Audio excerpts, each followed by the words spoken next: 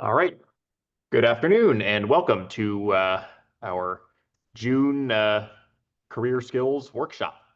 Thank you all for coming today and taking the time to join us here. My name is Chris Stevens. I am a career coach. I work with a nonprofit organization called Career Catchers, and we are partnered with the Ignite Hub at Montgomery College to bring you these workshops and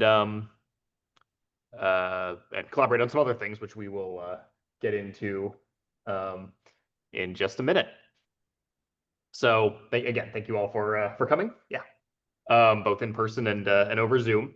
So we do want this to be an interactive session. So if you have any comments, questions, anything like that, you can feel free to raise your hand if you're in person, or put your comments in the chat, and we will address them throughout the session. So yeah, with that, we'll go ahead and get started. Today's topic is about transferable skills, right? Specifically, how to identify and highlight your transferable skills so that you can pursue your chosen career and make yourself stand out from the crowd. So, no conversation around transferable skills would be complete without starting at the basics, right? What are skills? As we're looking at job postings, or maybe you're already working and looking to change careers, a lot of what you're going to be focusing on is, what are the skills I need, right? What do I need to be able to do to, do a certain task, do a certain job, right? That's the definition of a skill. The skill is the ability to perform an action, right?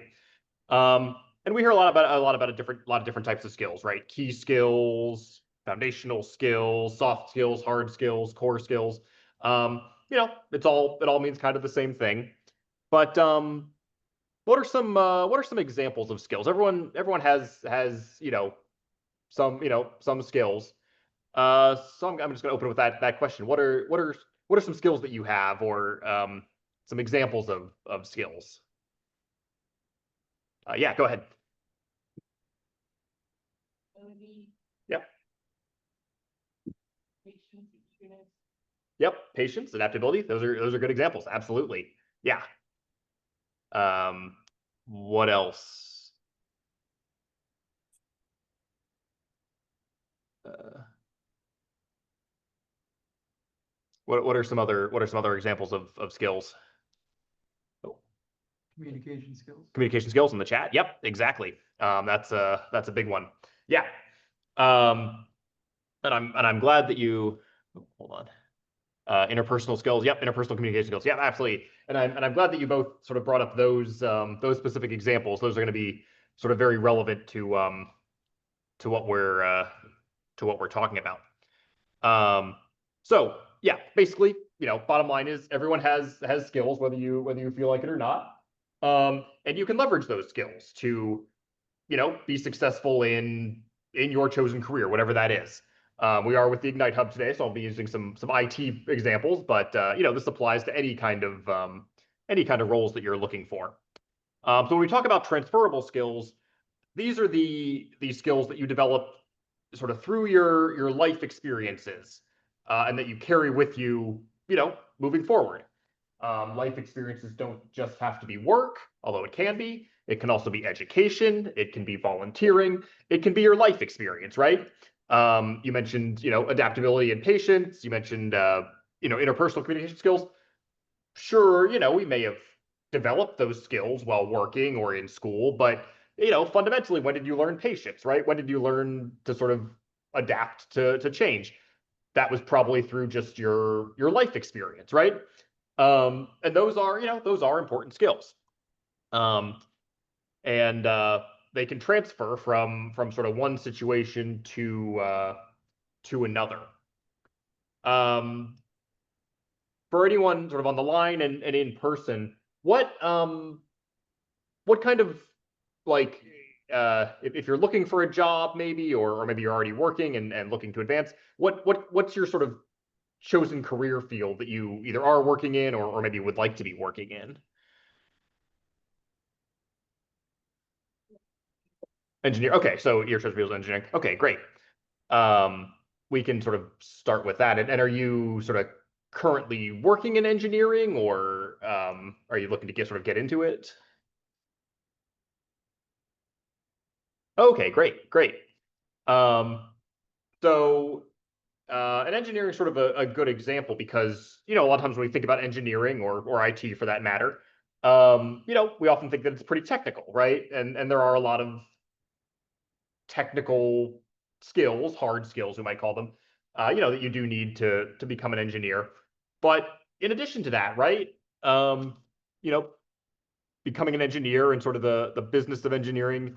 Oh, and I see we have finance as an example. Yep, that this sort of works for both of them. Both of them, while both these career fields, while technical, require a lot of those soft skills too, right? It's not just the technical side.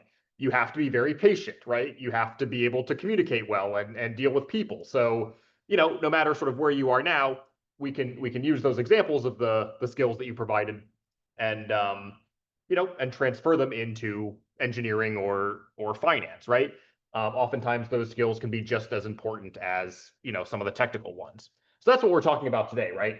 You know, why are these transferable skills so important? Um, the primary reason, which we talked about, is they're valuable for any job, no matter what sort of career field or industrial sector that you're interested in. Um, all of these types of skills are going to help you. It also means that lack of experience may not always be a barrier to getting a job, right? A lot of times, especially when you're first starting out, you're applying for jobs, and they require a certain number of years of experience. You kind of think, well, how do I get the job if I don't have experience? I can't get experience without having the job, and I can't get the job without experience, right? It's sort of that cycle.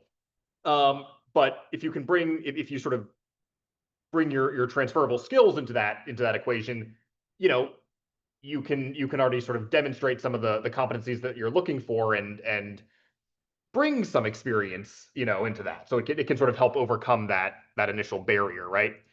Um, and employers do look for this, right? They look for, they don't necessarily always look for someone who meets 100% of the qualifications, but they look for people with potential, right? Can you demonstrate these soft skills and pick things up quickly? Are you adaptable? Can you communicate, right? And if you can do that, a lot of times they may be able to sort of train you or teach you the rest, right? Teach you the more technical side. Um, and part of the job process is interviewing, right? A lot of times, most of our time is spent doing job applications and resumes and so on. But networking and interviewing, that sort of human side of the job search process is also very important. And these, interviewing and sort of networking give you the opportunity to sort of demonstrate your transferable skills, right? And make a good impression on those employers. Um, Ultimately, it sort of helps you show your flexibility, your adaptability, even, and helps you stand out from the crowd, right? That's the goal by identifying and highlighting your transferable skills. You want to be able to stand out from the crowd. And the good news is, as I mentioned, a lot of times you already have these skills. You've developed them through your life, right? Through your life experiences, through your work experiences, through your educational experiences, your social life, whatever it may be. You've got them, and you can, improve them and polish them. So that's why transferable skills are important. So I'm gonna bring up a few different examples here of transferable skills. This is from a report, I guess, from the Skill Builder partnership, and they kind of break things down into basically 8 essential transferable skills. These are certainly not the only transferable skills, but these are sort of the essential ones as sort of shown in this report. And they kind of have things broken down into 4 different categories here. But we've got listening, speaking, problem solving, creativity, leadership, teamwork, staying positive, and aiming high. Um, what do you think about that list? Does anything surprise you? Does anything jump out at you? Um, do you think it makes do you think it makes sense? What do you kind of think about this list of these sort of 8 essential transferable skills? Any thoughts?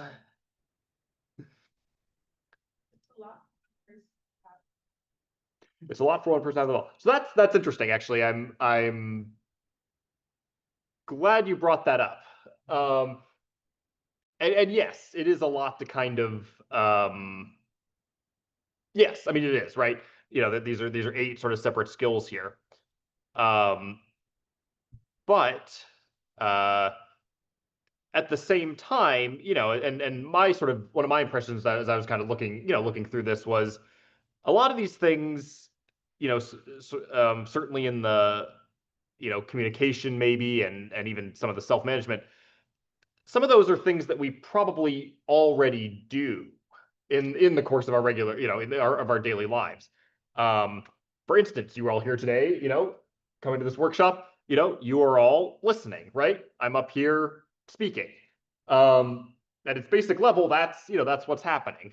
Now, granted, some people find it easier than others to speak in front of crowds, and as someone mentioned in the chat, active listening is certainly a skill that some people, may find, maybe more easily able to grasp. But so yes, it definitely can seem kind of overwhelming and a lot, but I think it's fair to say that all of us probably have some experience with this already. Certainly doesn't mean that they can't be improved, but I think it's fair to say that all of us, generally speaking, have a baseline in these eight skills already. So yes, it's a lot, but you've got a head start, right? Um, so and the good news is these can be developed. So when we talk about listening, we had someone, there's good and bad ways to do it, right? If I'm in a conversation with someone and they're telling me something, but I'm not really listening, I'm just waiting to be able to insert my opinion or interrupt them and say what I think. Um, that's not being very good at listening, right? That's not active listening. I'm not really taking in what they're saying, taking the time to sort of understand their perspective, and then asking clarifying questions and kind of make sure I understand where they're coming from, right? That's effective listening. It's not just sort of hearing what people are saying, but it's also about evaluating their perspectives. You don't have to agree with their perspectives, right? But part of communication is sort of realizing where the other person is coming from so that you can, respond to them appropriately. So that's the part of listening that, that you can kind of develop. And again, we're doing that, you can take steps to do that in your everyday life. Anytime you have a conversation, you can pause before responding. You can, ask questions. You can do sort of small things to sort of improve your listening skills and become sort of a better active listener. You have the opportunity to do this every day. Um, and over the course of this workshop, right? If you have any questions for me, that's part of it, right? Um, speaking is similar, right? You can talk, but is your message being heard by someone else, right? Are you communicating your ideas effectively? Um, can you speak clearly? Can you present information, to other individuals or in a group, right? Public speaking is certainly a skill that can take some practice. But, again, you have the option to sort of work on that every time you have a conversation with someone, right? It's the opposite of listening. Are you, are you making sure that you're understood as you're talking, right? Even if you're just in a group with friends, right? That's speaking to a group. If at a basic level, that's speaking to a group, and you can treat it like that, right? You are improving your skills. Um, Even speaking up in this workshop, right? We're sort of hybrid today with in person and Zoom. That's speaking to a group. You may not be up here sort of giving the presentation, but you're still speaking up. Um, and kind of goes without saying, listening and speaking are two very important things.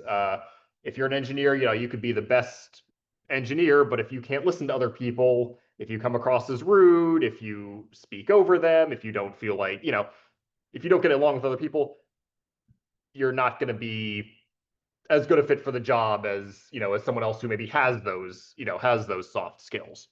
Same with the finance example, right? Listening and speaking is really at the core of any job you do. You're always going to have to interact with people. Um, Next, we're sort of moving on to problem solving and creativity. Problem solving, right? In our daily lives, we face any number of sort of barriers and obstacles and things like that.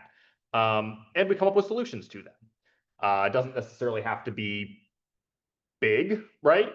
Um, I'm driving over to East County today to give this workshop, and I hit traffic. Which means I won't be here on time.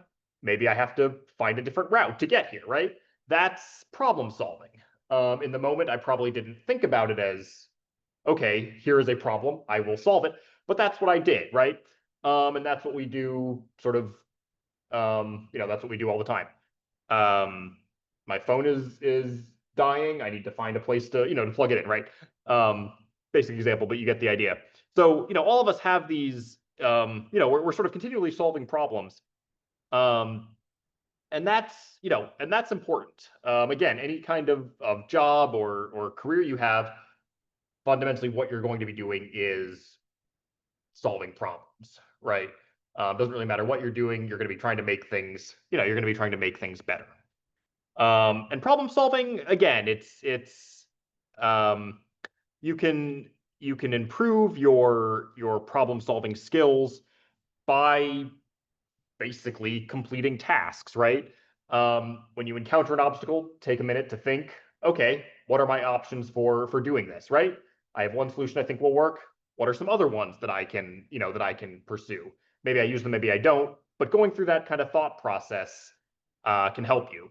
Again, this using sort of finance, IT, engineering, just sort of being able to um, create a process for yourself that you can practice and use as your problem solving can help you improve that skill. Um, and once you've figured out a solution or you have a plan, implement that, right? Make it happen. It doesn't just have to be an idea. Can you put it into practice as well? And that can be big or small. Again, we all have the ability to kind of do this every day in our lives, even if we don't sort of realize it. So the challenge here, I would say, for anyone trying to improve their problem solving skills is be on the lookout for opportunities, right? What is an obstacle or a problem, and how can I reframe that as an opportunity, right? How can I, how be intentional about how you can sort of apply these skills. Similar to problem solving is creativity, and they are related, right? A lot of times problem solving does need to be creative. But fundamentally, creativity is the ability to develop creative and innovative ideas. A lot of times when we talk about creativity, we think of it as sort of, like art, right? Someone who's creative might be a good artist or a poet or a writer. Um, some of us may think, well, I'm not an artist, right? I prefer things that are more, routine or following instructions, and that's fine. That doesn't mean you aren't creative, right? When we're talking about creative, I want everyone to sort of take the broad view. No matter what you're doing, you have the ability to come up with new and interesting ideas, no matter what it is, right? You don't have to be an artist to be creative. And again, it's similar to problem solving. You kind of train that skill in the same way, right? Look for opportunities to, come up with new ideas and think about how to improve something. That's being creative. Maybe it happens, maybe it doesn't, but you can sort of come up with that kind of mental process for yourself to do that. Comments or questions so far on kind of these four skills we've talked about? All right. So that was communication and problem solving. Oh, hold on. Oh, all right, great. So now we're moving on to interpersonal skills, and that was brought up in the chat. And interpersonal skills can mean a lot, right? That sort of ties into the communication. But for here, we're talking about sort of leadership and teamwork. And these two are also related. We'll start with sort of the teamwork first. And that's basically any activity you do that involves working with other people or working toward a shared goal, that's teamwork. Again, it could be big, it could be small, right? If you're with a group of your friends and you're deciding where to go for lunch, and you know, all decide on an option, that is teamwork, right? It may seem small, but you know, you did that, right? That's you worked as a team to come up with that place to go to lunch. Obviously, in a career setting, you know, it's working well with coworkers, it's working well across different sort of departments, and with you know with people, you know, people who have different sort of knowledge, you know, than you do. You know, maybe you're an engineer and you're working with someone in IT, right? To you know combine systems, or you're an engineer and you're working with the finance department, right?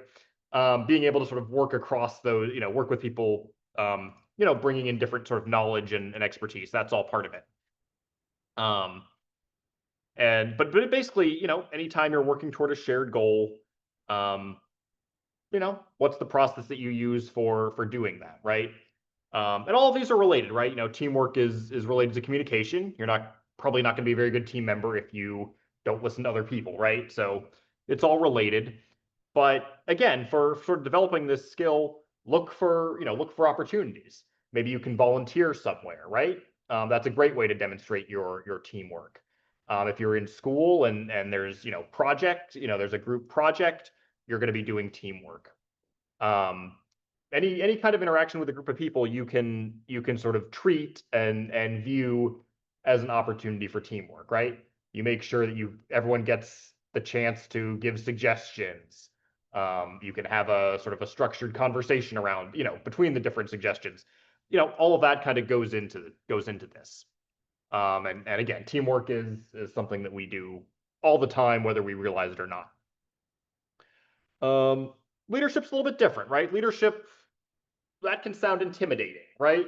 A lot of people may think, well, leadership, I have to manage people. That's really not me. I don't, I'm not a leader, right? A lot of times when we think about a leader, we sort of think of this ideal, they can inspire, they can, lead through their, sort of just, self-confidence and, make quick decisions and do all that kind of stuff.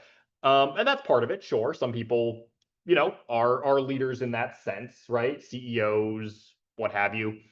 But leadership isn't just reserved for those people, right? For sort of the managers. We can all be leaders, and I would argue that we are all leaders in our life. Similar to teamwork, it's still about um, basically getting people to contribute effectively to a shared goal. Um, Even if you are not in a leadership position, if you are not, called, if your title doesn't include manager or supervisor, you can still be a leader, right? You could be a role model. If you model sort of what you want other people to do, that demonstrates leadership. If you encourage other people, even it doesn't have to be telling them what to do, encouraging them, what to do, helping them think through something, that shows leadership, right? Um, these are all things that that again you can do no matter sort of where you are professionally. Um, you may not be in a leadership role, but you can still be a leader. Does that make sense to everyone? Okay. And I do want to make, I do want to make that clear. It's and again with all of these, the trick is to kind of look for opportunities to sort of show to I suppose demonstrate leadership in your everyday life. And I think, sort of leadership and creativity especially, it's easy to sort of overlook those because you think, oh, that's not me. But, but it is, right? Anytime you encourage someone else, that's being a leader. The last two here are interesting. Self-management, right? And this is more internal versus kind of working with other people. And this is a little bit surprising, right? I've done this presentation before, and some people are surprised that sort of staying positive and aiming high are skills, right? Versus sort of a personality trait. So why are these skills, right? Well, staying positive. What we mean by that is, like I mentioned, we all have obstacles, we all have barriers, we all have our own, unique circumstances in our lives. And, unfortunately, things go wrong for all of us. Could be big, could be small, but at some point we're going to encounter a challenge and, things are going to go wrong. That's just part of being human, right? So, how do you react to that? Do you sort of shut down or give up? Um, you know, or do you stay positive, right? Do you keep trying, do you try again? Do you, stay optimistic? Do you kind of work, find another solution? And that's key, right? Similar to problem solving, employers are going to look for those people who, if you fail or if you encounter a challenge, you're going to keep working through it, right? You're not going to let it defeat you. Um, you are going to, you are going to push forward.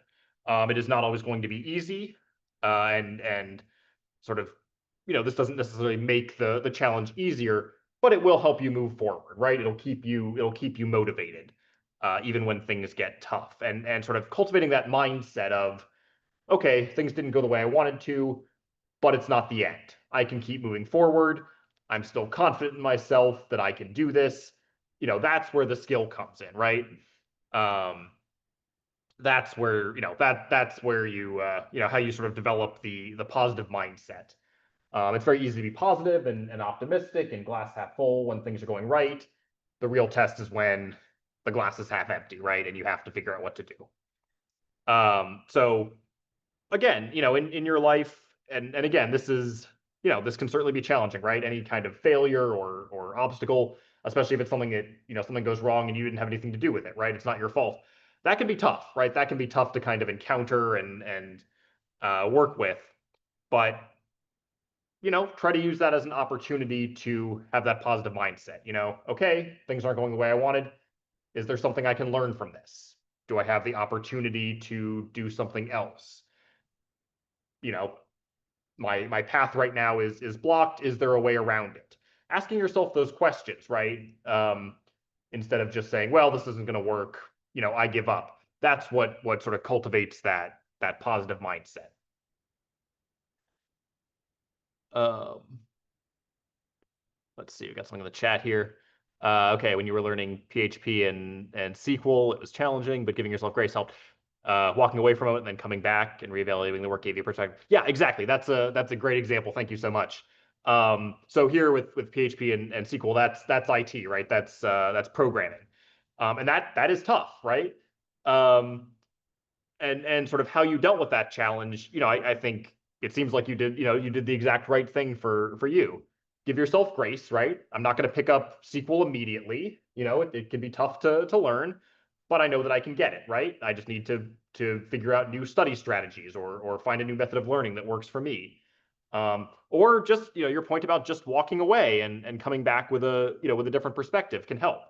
Oftentimes we're sort of, beating our heads against a problem and nothing seems to be working.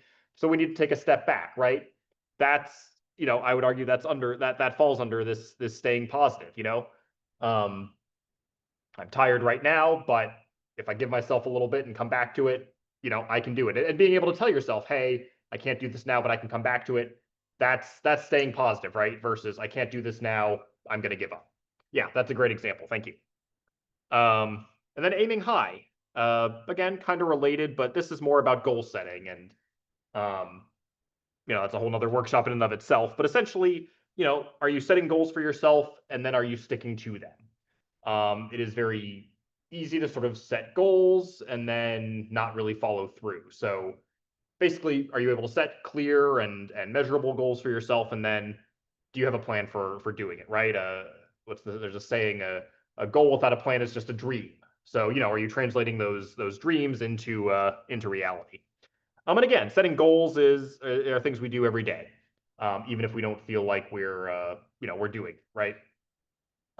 So as you're kind of going through, your daily life, be intentional about it. Okay, what's something I want to accomplish today, and how can I do that? Right? It can be big, it can be small, but you're practicing getting into that mindset of setting goals. Um, you do want your goals to be, pretty detailed and measurable. To use an IT example, saying I want a career in the IT field, um, that's a goal, but that doesn't really give me a path forward, right? It's going to be more effective to say I want to be a cybersecurity specialist, right? That gives me something a little more concrete to focus on. Or I want to study for the CompTIA Security Plus certification and then become a cybersecurity expert, right? That's even better. That's got a little more detail in there. And then what's my plan for doing that? Well, I can take a Security Plus class through Montgomery College. I can try to find an internship. I can network with people, right? I've got this plan for it. But it's not about just sort of setting the goals and achieving them. That's part of it. But if we look back at our original thing here, it's aiming high. Um, Ideally, you want to set challenging goals for yourself. Um, you want to sort of reach outside of your comfort zone because that's how we grow. Um, it's not always easy. In fact, if you're going out of your comfort zone, it's probably not going to be easy, right? You're not going to feel comfortable. Um, but you're going to feel that much better once you've achieved these goals. Now your goals are going to change, right? That's just life. But and so something you start with may not be what you end up with, but just getting yourself to sort of move outside your comfort zone and aiming high is going to help you cultivate that mindset. And again, in any kind of career or job that you're looking to do, that's going to be important to employers, right? They want people who set sort of difficult goals and then have a plan for accomplishing them. Comments or questions on these last two categories here, or anything we've talked about?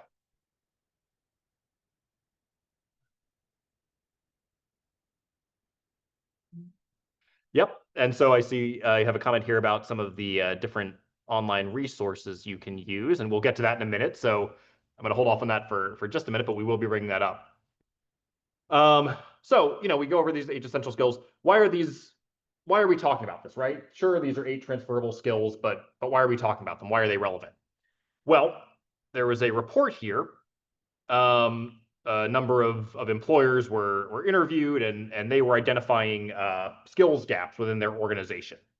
Um, and I believe it was across a number of different industries here, but um, we've got some numbers here. So 59% of employers said that time management and task prioritization are skills that their employees are lacking. Right, that's a gap. Um, so where have we seen that, right? Task prioritization, task management, that kind of sounds like setting those goals that we were just talking about, right? That sounds like problem solving, right? Are you using your time effectively to get everything done?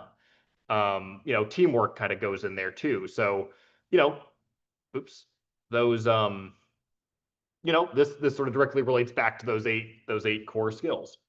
58% of employers said that management and leadership skills are lacking, right? That's those interpersonal skills right here, the leadership and teamwork. And again, it doesn't say necessarily that the leaders and the managers don't have those skills, or that this is more general. So everyone has those leadership and those management roles, no matter if you're actually a supervisor or a manager. It's those skills, and if you're not and you have those skills, that just sets you up better to take on those positions of higher responsibility. So that's a gap here too, right? Almost 60%. 55% of employers said teamwork is a gap in their skills, right? That comes right from this list here. A lot of people don't know how to work well together, right? And that can hinder productivity and create a toxic work environment. Any number of reasons why you want to prioritize teamwork, but these employers aren't necessarily seeing that. And finally, last one, 39% said problem solving is a gap, right? So not quite as high as these, but still 40%, right?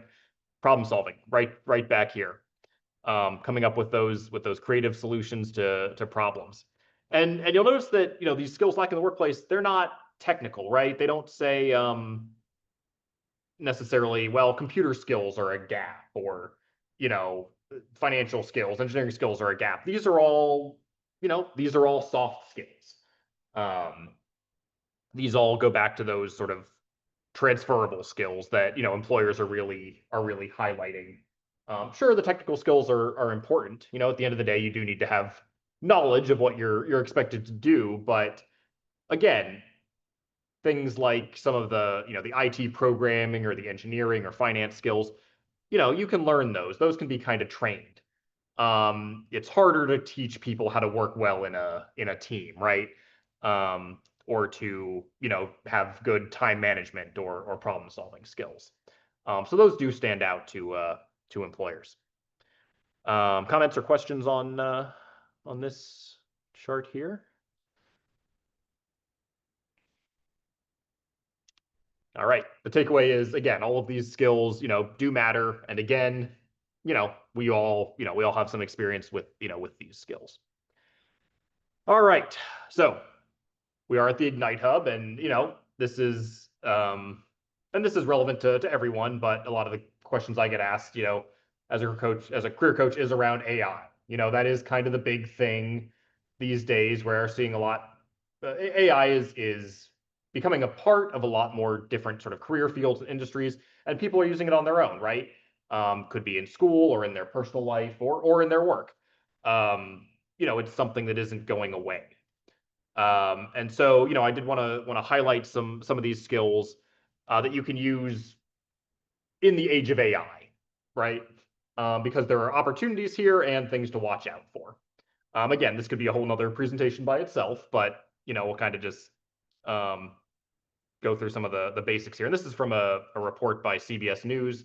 I mentioned at the beginning that you will be getting a copy of this presentation and this recording, so you can definitely check this out on your own as well. But essentially, there's two parts to this. So if you're looking to sort of use AI or enter a field that uses AI, you do want to familiarize yourself with the tools that are out there, right? The tools that are available, whether that's ChatGPT, whether it's Claude AI, whether it's the Microsoft Copilot. There's a number of different platforms out there, and you don't necessarily have to be an expert in all of them, but a lot of them operate sort of similarly enough that you can get a pretty good idea by using just a couple of them. But it's not just sort of knowing that they exist, right? And sort of putting in questions and getting an answer. You want to try to understand how this works on sort of a deeper level. A lot of people do use AI just to type in a question, get an answer, and that's it. And that's fine if that's what they need it for. But you're not really using AI to its full potential, right? You want to learn sort of how to, what different prompts you can use to sort of get more effective answers, to, tailor responses and not even responses, well, tailor responses and sort of outputs, right? Products that the AI gives you to be more relevant to you, right? To save that work on your end. You want to know how to sort of manipulate all of that information. You also want to be, security and privacy is of course part of the discussion around this. So familiarizing yourself with what sorts of privacy tools are available through each of these, platforms, and how to sort of manage your data as it goes in here, is another thing that you want to learn about. And this, these are all sort of on the technical side of the skills, but these AI platforms again can be used in pretty much any industry. So getting to sort of use AI, is going to be more common and sort of like browsing the internet or using Microsoft Word, sending emails. On a resume, you're probably not necessarily going to have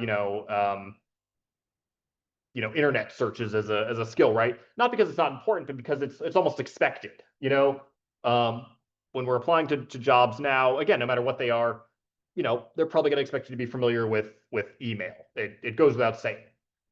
Sure, there's a lot of sort of complex and different things you can do within the different email programs, and that's great if you can do that. But at a basic level, most employers expect us to be able to write and send and respond to an email. And that may be where AI is going to. You're going to be expected to have at least some familiarity with AI. And again, you can use it sort of at a surface level, but it's going to be more effective if you can sort of understand the why. To use an IT example, there's a lot of discussion these days around sort of programming, right? Do you need to learn the different coding languages if you can just plug the problem into AI and it does it for you? you may be able to get away with that. I can't speak for the effectiveness of each of these AI programs on sort of, coding and things like that. But uh, you're not going to be able to, at the end of the day, AI isn't 100% reliable, right? It makes mistakes. Um, it requires, it requires human input, right? You need to review whatever the outcome is. A lot of people skip that step, and that's not good, right? Um, you know, at the end of the day, AI is unreliable. It can be a useful tool, but you need to make sure that you are reviewing what it is giving you. And that's where understanding the why comes in, right? Sure, you could get a code that AI, that ChatGPT generates for you in Python or SQL or what have you. But you need to be able to check that, right? Is this correct? Is this code going to be able to do what I want it to do? And that's where you kind of need that knowledge, right? Someone who doesn't have that basic understanding of the coding language isn't going to be able to check the work of the AI. In that case, AI isn't necessarily replacing that skill set. It is, um, assisting it, right? It is a tool for efficiency. It doesn't necessarily replace it. So, and again, that's an IT example, but you could do this for anything, right? Um, if you're trying to use it to help you write something, again, you need to have a good sense of the mechanics of writing, so you can check it and kind of look at where things might be able to be improved. So really, and I think the best way to do that is just to experiment and but so no matter what industry you're in, you can kind of use AI to help with that, but it is important that you have a fundamental knowledge of what you're trying to ask it to do first. You can't really substitute that knowledge, at least not yet. So that's kind of on the technical side, right? Actually, using some of these AI platforms. This article also mentioned that soft skills are just as important as well when kind of using when entering this world of AI. And they have the 5 C's here: curiosity, compassion, creativity, courage, and communication. And the point there in the article was essentially, these soft skills are things that AI can't do, right? AI is a machine. It is not, curious. It will give you a solution. It may not be the best solution, right? It can't, if we're looking at curiosity, it cannot problem solve or be as creative as a person can, right? That's what we bring to the table, is that curiosity. Can this be better? Compassion, the teamwork, the interpersonal skills, the listening and speaking. That's something that we as people have to inject into the work. Again, the AI can't really give us that people, that side of things. It can't understand sort of different people's perspectives and figure out the best way to respond necessarily. That requires us to put that part in. Creativity we talked about, similar to curiosity, but again, it'll give you a solution. It may not give you the best or the most creative solution there. Um, courage, again, things like tone and tone matters. AI isn't going to sort of take risks, right? And if you want to sort of look for new opportunities and use this to kind of step outside your comfort zone, that's the kind of the part that you need to bring, right? That courage, that confidence. um it can assist you, but it certainly cannot replicate that. And finally, communication. It is a computer, it is a machine. And a lot of times people can tell, right? um Things may sound like it's written by AI or generated by AI, and that may not be what you want, depending on sort of the audience that you're trying to reach or the message that you're trying to convey. So you need to go back in, clean it up, use your own communication skills, and add that in, right? Does that make sense? Any sort of comments or questions on that? If nothing else, the takeaway here is, again, these are kind of the soft skills, the transferable skills that are going to be important, right? Um, if everyone is familiar with it, it's like email, right? You know, I can write and send an email. that doesn't mean it's going to be a good one, right? I can be rude, I can be, any number of things can be wrong with my email. Whereas someone else, can do the exact same thing, type it up, hit send, but their message may be a lot better, right? Because they bring all of these other soft skills into that process.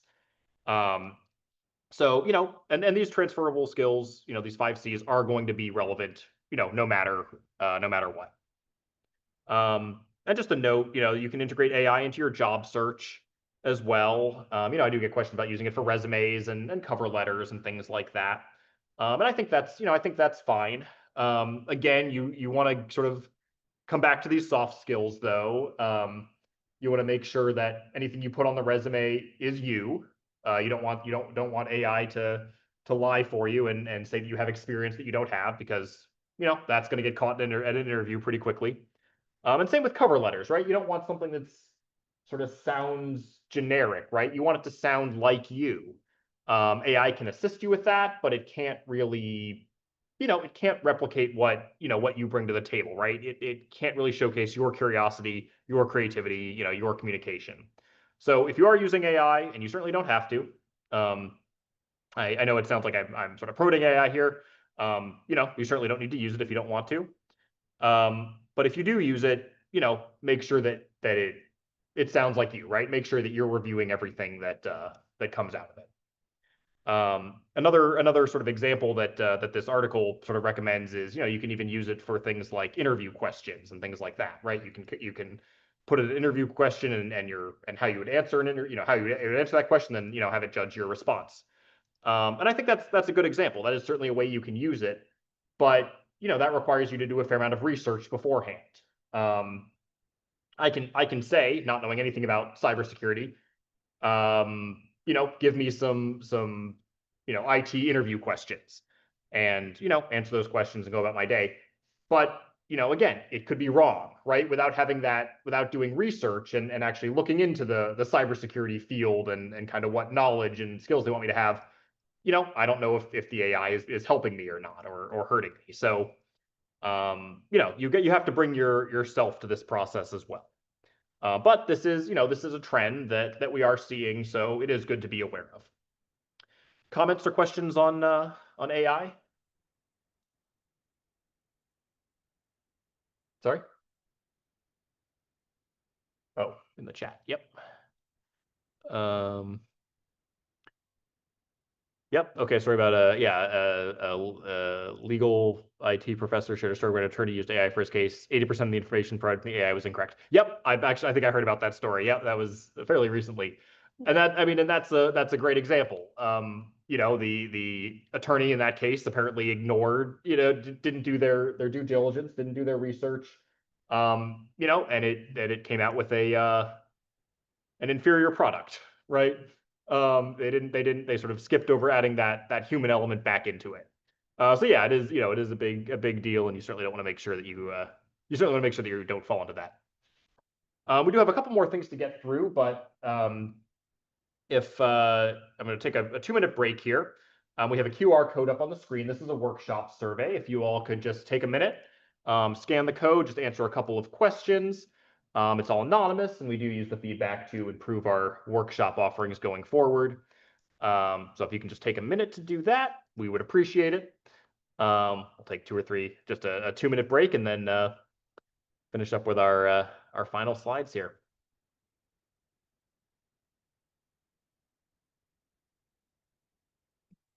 And we will have this at the end too, so I will show it again.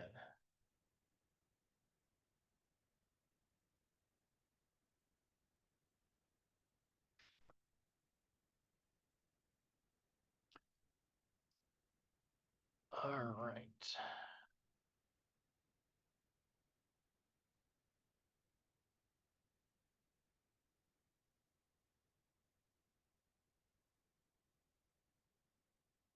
Once again, we appreciate your feedback.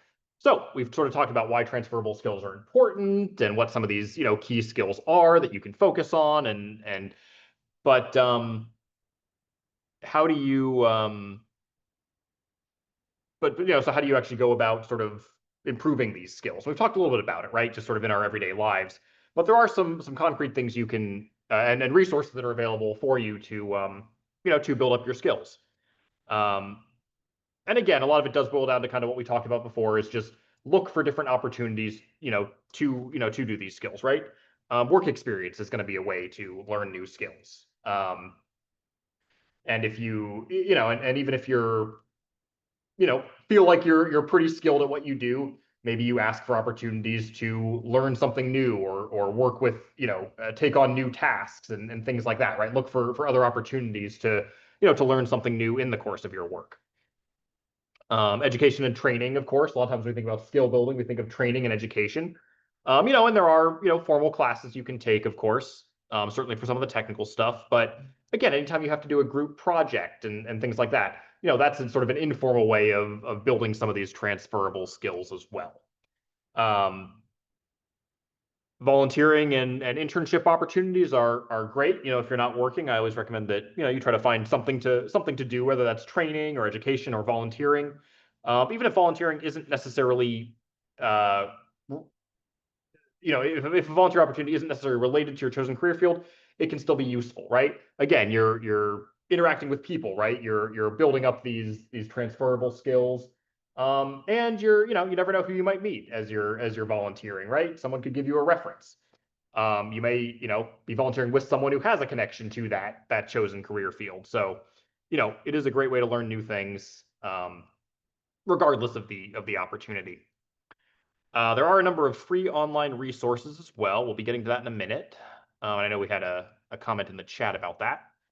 The other thing is sort of personal projects and hobbies. And I'm going to use, IT here again. Even if you don't work in the IT field, or aren't, doing some kind of training in the IT field, you can do things for yourself that sort of demonstrate those skills. For instance, if I wanted to get a job as a web designer, I could design my own website, right? That's not something that needs to be associated with a job or a class. That's something I can do myself and use it to demonstrate skills, right? I can write different types of code. I can, repair my own computers, things like that, right? That's sort of personal projects and hobbies. Don't discount that. That all shows your transferable skills.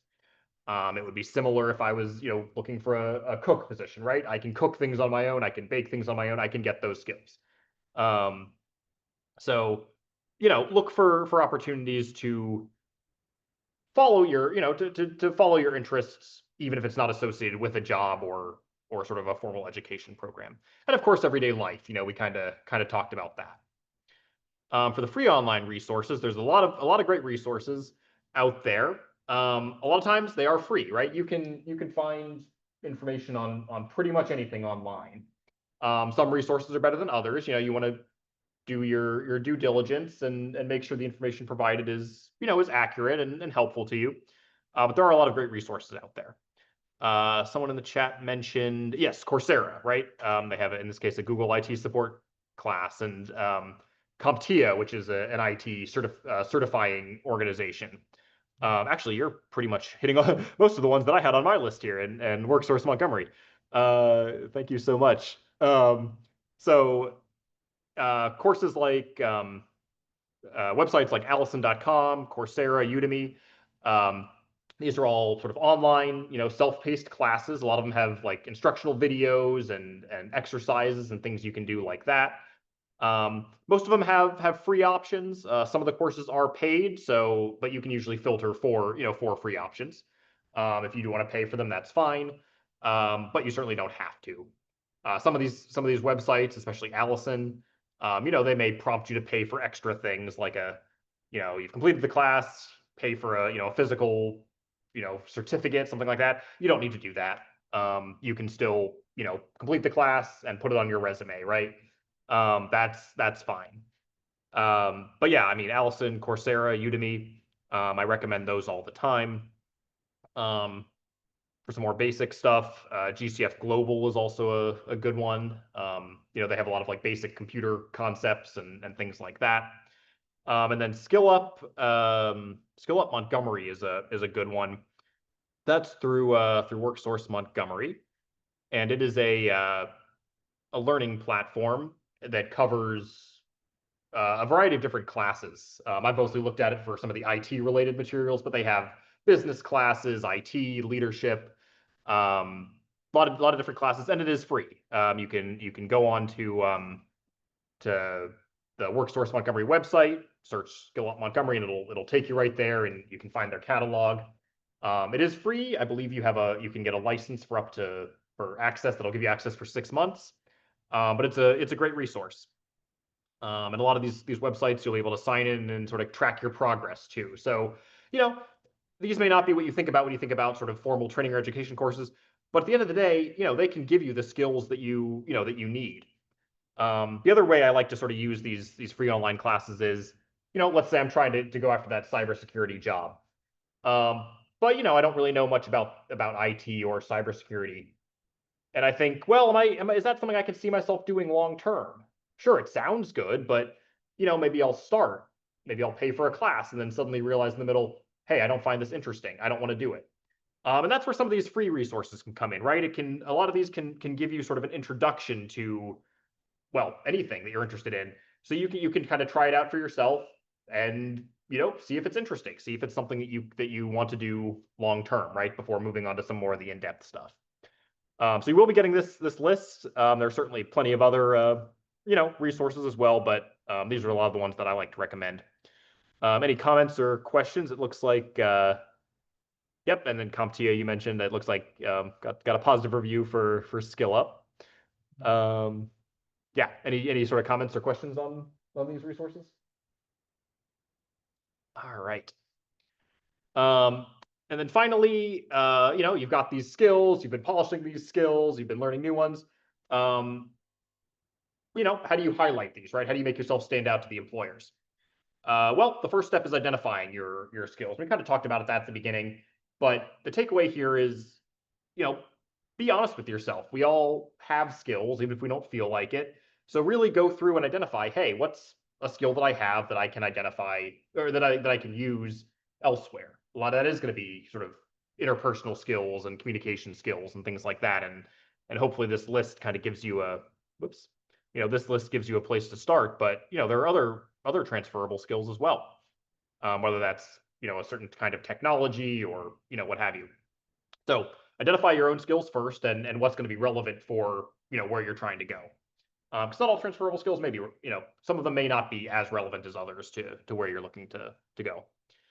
You do want to emphasize these transferable skills in your resume and your cover letter. I like to have a skills section at the top of my resume, but more than that, try to work them into your job descriptions, right? As you're describing your experiences, both in the resume and the cover letter, really highlight, excuse me, how you've used those skills and try to give examples, and if possible, outcomes, right? Um, Here's an example of I problem solved, I used my problem solving skills at work, and it resulted in saving the company money or something like that, right? Any kind of outcome you can sort of point to there is always good to have in your resume and your cover letter. Don't necessarily focus on sort of job titles, on just job titles when you're looking for jobs. You want to make sure you read the full description. A lot of people sort of, as they're looking for jobs, maybe scrolling through Indeed or wherever, and just kind of eliminating jobs based on, just based on the title. Okay, I see cybersecurity specialist. That sounds advanced. I can't do that. I'm moving on. But some of the titles can be deceiving, right? And it often doesn't necessarily give you a clear picture of what kind of experience they're looking for, right? Um, so if my advice is to, if you see a job that looks at all interesting, go ahead, click on it, check out the requirements. Sure, it might be advanced for you. It may not be a good fit, but you never know. It might be, right? They may be willing to train. They may really emphasize a lot of these soft skills over some of the technical skills. You may have a shot. But it's important to not necessarily just look at the title, read the full description and kind of see how you fit in.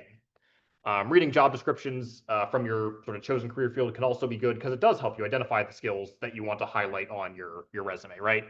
If you're going for an IT, help desk position, that obviously involves a lot of customer service. You want to highlight the customer service skills on your resume. include all your relevant experience. You know, uh, and again, try to sort of give examples of how you actually use the skill. It's one thing to say you're a good listener, um, or to say, listening is a skill, but how did you actually use that in your job? So some experience you have may be relevant, even if it doesn't seem like it at first glance. And you do want to give yourself credit for your experience. I think we've all probably done more than we think we have. So really, again, really be honest with yourself, but in a positive way, right? Really think about, hey, here's what I've done, and and that should show up, right? I want to present that. And as always, consistently work on improving your skills. Some of this we already have, some of this we may feel like we're good at, but there's always more to learn. There's always more things you can improve on, and if you can focus on that, you're gonna be in pretty good shape. Um, that's about all I have for today. We're at about 1 o'clock. Thank you all so much for coming today. I'm going to do a quick plug of the Ignite Hub services, but before we do that, just any final sort of comments or questions on anything we've talked about in our presentation today? Yeah. Mm-hmm. you that we talked about and what does that mean when they say they're lacking in this skill, what does that supplement with in reality to the skill? Yeah, no, I like it too. It's always good to sort of have that other, I have my perspective as a career coach, but it's always good to have that actual sort of employer perspective as well. And yeah, I think it does line up pretty well. Thank you. Um, all right, so let me do a new share here real quick. So, as I mentioned at the beginning, uh, I work with an organization called Career Catchers, and we are partnered with the Ignite Hub at Montgomery College. This is the Ignite Hub website. I recommend that you check it out. The Ignite Hub has programming and events for individuals who are interested in starting a career in the IT field or just wanting to learn more about IT. So it really is a good resource. They have different career workshops, monthly career workshops. This is our June one. We will have another one in July on July 8th for interviewing skills. That'll also be in person and hybrid. We'd love it if if you can attend. There will also be some other like workshops and things that'll be updated on the site as we move forward into the summer. So definitely keep an eye on it. In addition to the workshops, the Ignite Hub also provides individualized career coaching. So if you like what you saw today, or would like some extra sort of help with your job search, that's where I come in. So Ignite Hub offers one-on-one career coaching. So my role, I help with things like resumes and job applications, interview prep, finding training opportunities, all that good stuff. But we do try to go a little deeper, right? Career planning, goal setting. How do we get from point A to point B? Really whatever kind of support you're looking for in finding a job or advancing in a career. It is free to Montgomery County residents. So if you're interested, please feel free to reach out. You can come up if you go on the website, you can go to programs and career coaching, and you can sign up for an appointment. These are for sort of the workshop days. So if there aren't any spaces when you click on this link, that's okay. You can email this email here, or actually, I'm going to put my direct email in the chat here. If you're interested, you can email me directly, and we can set up a meeting at your convenience. It can be virtual, it can be over Zoom, whatever whatever is convenient for you. Oh, I see. Okay, you went to the site and it's all filled up. Yeah, just shoot me an email and we'll figure it out. I'm pretty flexible. So anyway, if that's something you're interested in, please feel free to reach out. I'd love to talk more. Any questions about some of the Ignite Hub programming? All right. Well, in that case, once again, thank you so much for spending spending part of your afternoon with us, and we hope you got something out of it, and hope to See you see you again in again. July. And you will be getting a follow-up email with the presentation and the recording. So hope you all have a wonderful rest of your day. All right, thank you.